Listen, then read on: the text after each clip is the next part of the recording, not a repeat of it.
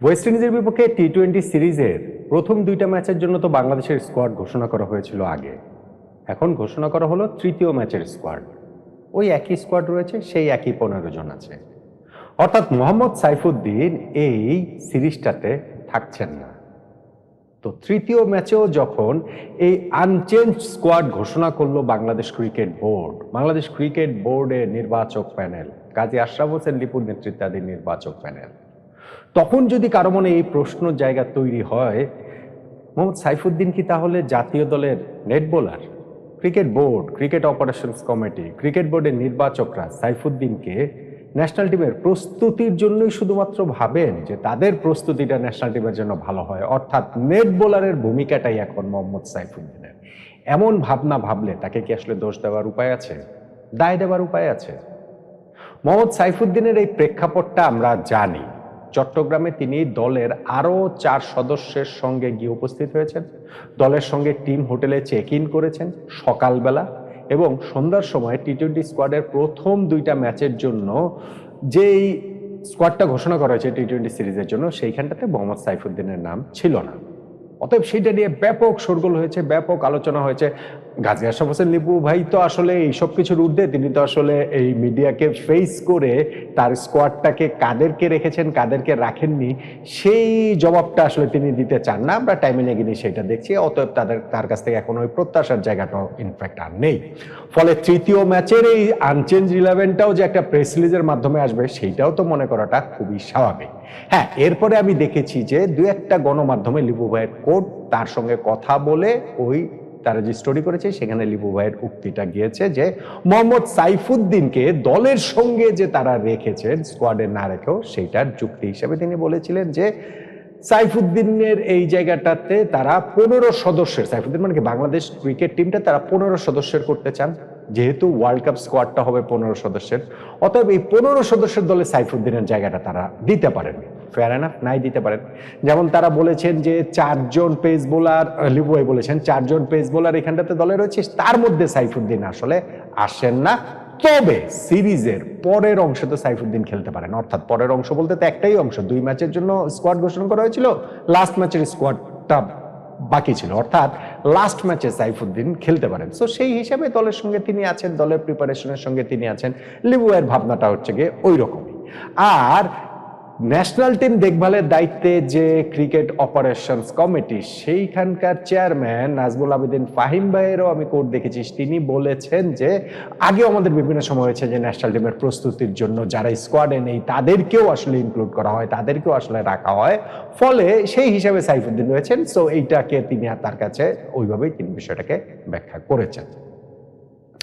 এই জায়গাটাতে আনঅফিসিয়ালি আরো কিছু কথাবার্তা জানা গেছে, যেমন সাইফুদ্দিনকে এই সময় যে ন্যাশনাল ক্রিকেট লিগ এনসিএলটা শুরু হয়েছে, এখন এনসিএলটা যখন শুরু হয়েছে, সেই এনসিএল এ 4 দিনের ম্যাচে যদি সাইফুদ্দিন যান এবং খেলেন, একটা রাউন্ড যদি খেলে ফেলেন, এই প্রথম 2 ম্যাচের মধ্যে টি-20 ম্যাচের মধ্যেই তো একটা রাউন্ড হয়েছেন, সেইখান থেকে তাকে যদি আবার লাস্ট ম্যাচে টি-20 স্কোয়াডে যুক্ত করা হয়, তাহলে এই যে তার প্রিপারেশনের জায়গা, মেন্টাল প্রিপারেশনের জায়গা, কিংবা ধরেন হচ্ছে কি ফিজিক্যাল প্রিপারেশনের জায়গাটাও, স্কিলের প্রিপারেশনের জায়গা, যে 4 দিনের ফরম্যাটে খেলছেন, সেইখান থেকে আবার তিনি হচ্ছে গিয়ে টি-20 ফরম্যাটে খেলছেন, সেই কারণে এনসিএল খেলতে তাকে পাঠানো হয়নি, লাস্ট ম্যাচের স্কোয়াডটাতে তাকে যেহেতু দলে রাখা হবে। কিন্তু লাস্ট ম্যাচের স্কোয়াডে তো সাইফুদ্দিনকে রাখা হয়নি, সাইফুদ্দিনকে তো এনসিএলও খেলতে দেওয়া হয়নি যে লাস্ট ম্যাচে টি-20তে তিনি আসলে ইনক্লুড হবেন, কিন্তু সেইখানটাতে তাহলে তাকে ইনক্লুড করা হলো না কেন? তাহলে সাইফুদ্দিন যে চট্টগ্রামে সকালবেলা গিয়ে সন্ধ্যার সময় জানলেন যে ন্যাশনাল টিমে তিনি আসলে নেই, এইটা যে তার জন্য ইনসাল্টিং ছিল, ওইটা কি আবার পুনঃপ্রতিষ্ঠিত হলো না? ওইটাই কি এখন আবার নতুন করে সেটা বোঝা গেল না যে লাস্ট ম্যাচের স্কোয়াডটাতেও সাইফুদ্দিনকে রাখতে পারেন নাই আমাদের এই লিপু ভাইরা?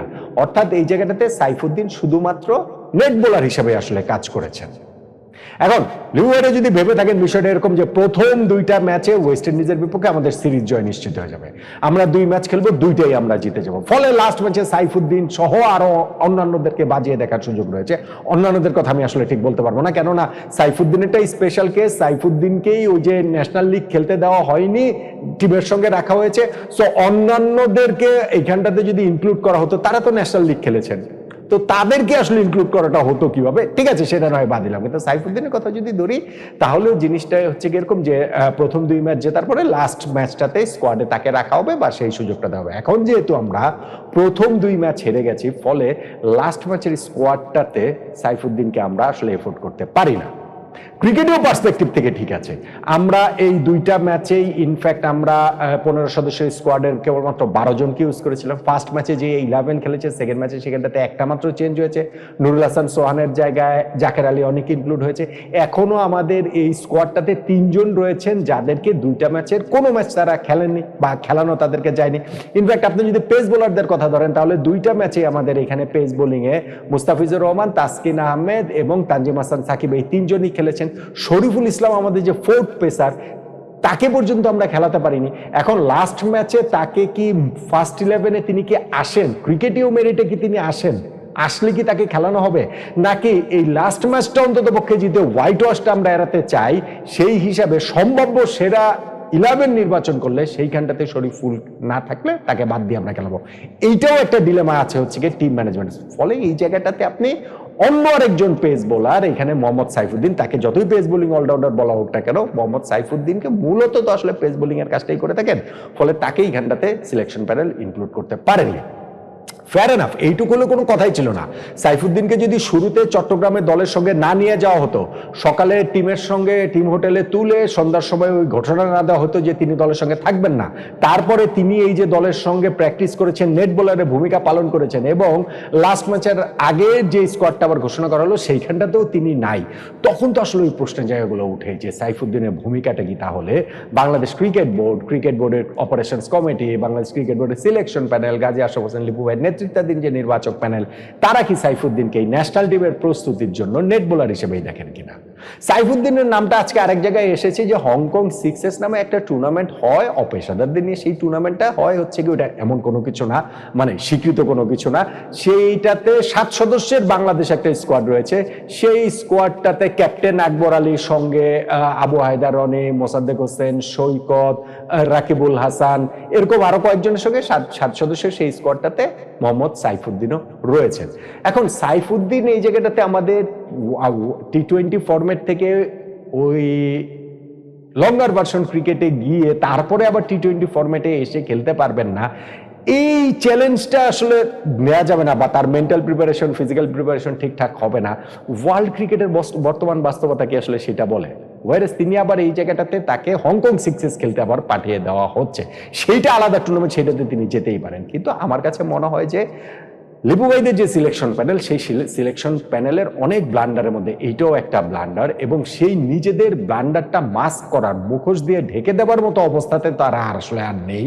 কেননা অন্যান্য সময় যদি হতো তাহলে স্কোয়াডটা 16 সদস্যের করে সাইফুদ্দিনকে ইনক্লুড করে ফেলতো, কিন্তু যেহেতু তিনি বলে ফেলেছেন যে ওয়ার্ল্ড কাপকে আগে সামনে রেখে আমরা 15 সদস্যের স্কোয়াডই করব, এবং যেহেতু বাংলাদেশ প্রথম 2টা ম্যাচই হেরে গেছে, সেহেতু সাইফুদ্দিনকে তারা ইনক্লুড করতে পারেন নাই। নিজেদের ওই ব্যর্থতাটা, নিজেদের ওই ব্লান্ডারটাকে মুখোশ পরাতে আসলে তারা পারেন নাই। ফলে ন্যাশনাল টিমের এই জায়গাটাতে সাইফুদ্দিনের ভূমিকাটা অ্যাবসলিউটলি নেট বোলারেরই হয়ে গিয়েছে। ন্যাশনাল টিমের সঙ্গে তিনি গিয়েছেন, টিম হোটেলে থাকছেন এবং সেইখানটাতে টিম প্র্যাকটিসে সহায়তা করছেন, এগুলোতে অ্যাবসলিউটলি কোনো রকম কোনো সমস্যা নাই। কিন্তু যখন আপনি তাকে ওইভাবে বলবেন যে লাস্ট ম্যাচের স্কোয়াডে তাকে রাখা হবে এবং যে তাকে আসলে রাখা হবে না, তখন ওইটাকে আমার কাছে আসলে বিগ ব্লান্ডারই বলে মনে হয়। আর যদি সিলেকশন প্যানেল ভেবে থাকে যে ওয়েস্ট ইন্ডিজের বিপক্ষে প্রথম 2টা ম্যাচ আমরা তো জিতেই যাবো, শেষ ম্যাচে সাইফুদ্দিনকে ইনক্লুড করে ফেলবো না, তাহলে আসলে বলতে হবে যে বাংলাদেশ ন্যাশনাল টিমের পারফরমেন্সটা যেমন শিশুতোষ, আমাদের ক্রিকেট বোর্ডের ভাবনাটা, আমাদের ক্রিকেট বোর্ডের সিলেকশন প্যানেলের ভাবনাটা, লিপু ভাইদের ভাবনাটাও সেই রকমই শিশুতোষ, এবং সেই শিশুতোষ ভাবনার বলি হয়ে অ্যাপারেন্টলি মনে হচ্ছে মোহাম্মদ সাইফুদ্দিনের বাংলাদেশ ন্যাশনাল টিমের এই টি-20 সেটআপে এখনকার ভূমিকা